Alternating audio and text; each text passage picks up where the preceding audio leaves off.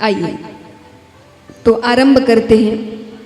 भागवत जी के पहले स्तोत्र में ही वेदव्यास जी ने संपूर्ण ग्रंथ का सार लिख दिया, और संपूर्ण ग्रंथ ही नहीं, समस्त वेदों उपनिषदों का सार लिख दिया। ये कहना गलत नहीं होगा।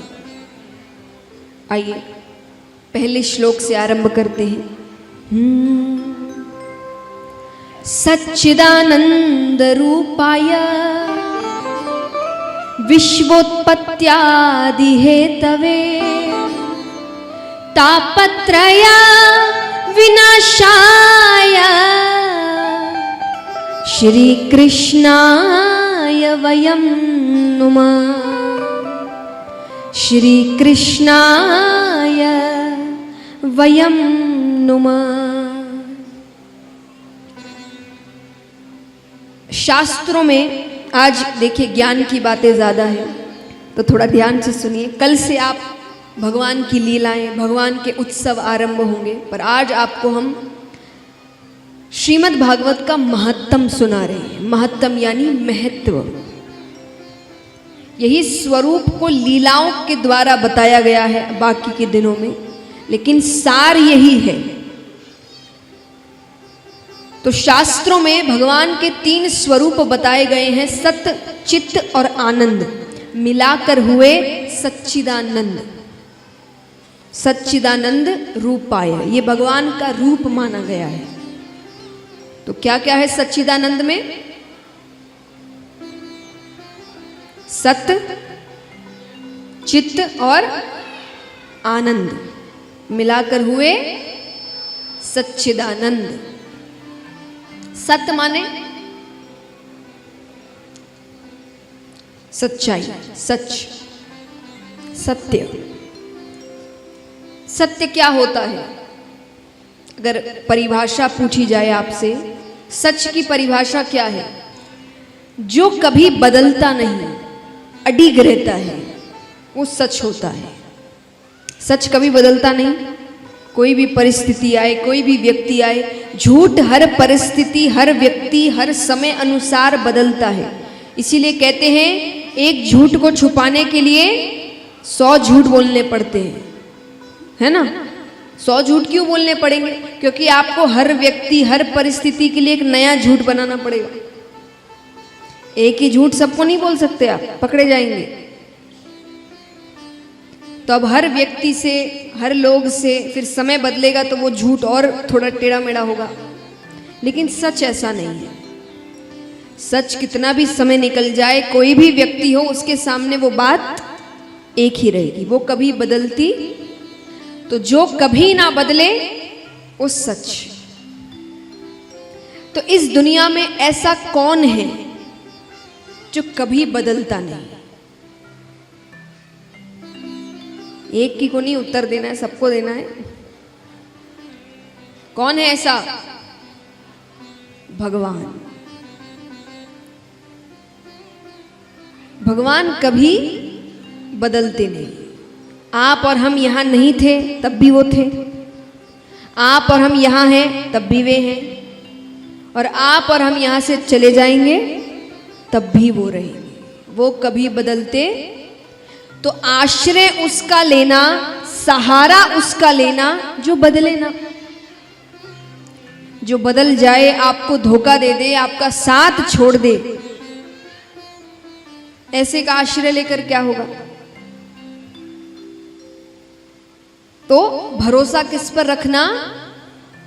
जो कभी बदलता नहीं है। संसार बदलता रहता है, और संसार सच कैसे नहीं है? क्योंकि कई लोग हैं वो कहते हैं कि आप कहते हैं कि भगवान सच है, पर भगवान तो दिखते नहीं, संसार तो दिखता है। तो जो दिखता है उसी को सच मानेंगे ना। लेकिन सच का मतलब, परिभाषा तो ये नहीं है कि जो दिखे वो सच है ना? सच की परिभाषा क्या थी? जो कभी बदले नहीं, अडिग रहे। तो संसार तो ऐसा नहीं है क्या? मैं उदाहरण स्वरूप बताती हूँ। एक छोटा बच्चा है, उसके सामने 1 करोड़ रुपए रख दो। कितने? 1 करोड़।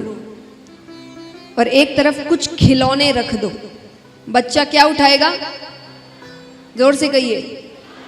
खिलौना। आप क्या उठाएंगे?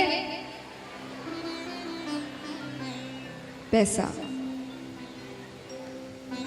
तो एक ही जीवन में बस समय अलग है, एक की उम्र बहुत छोटी है, एक उम्र थोड़ी बढ़ गई है, पर आश्रय बदल गया ना।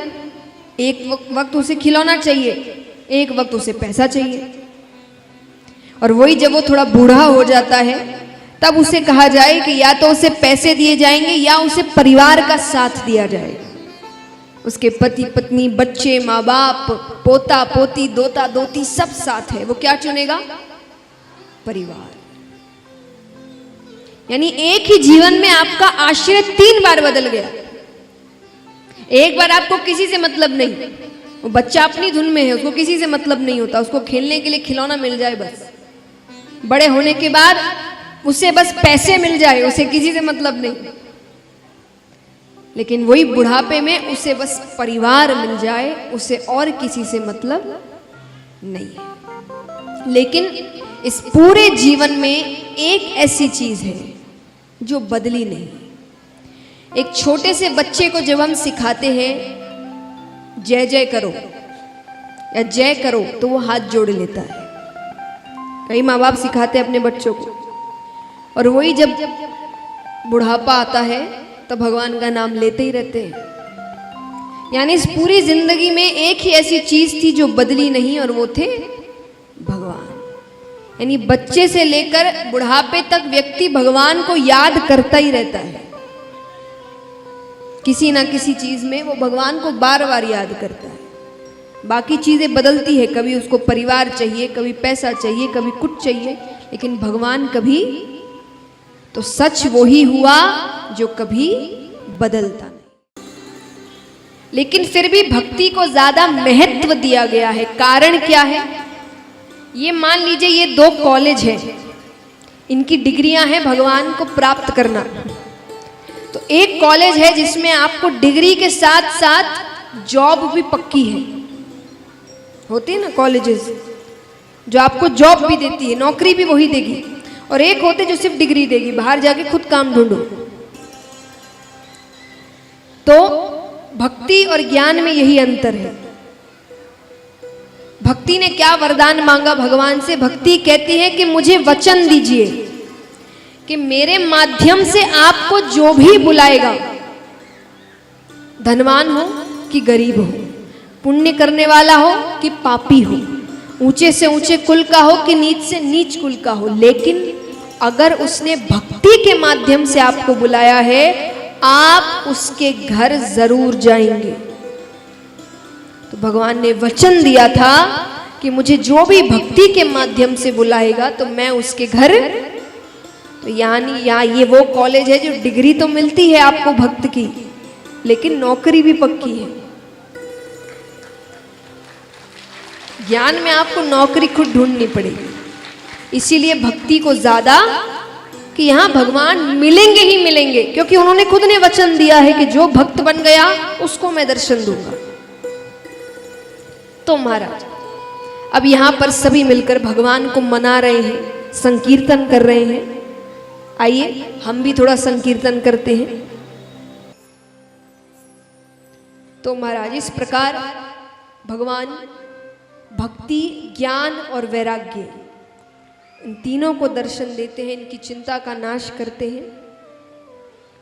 आइए आज की कथा को यहीं विराम देते हैं।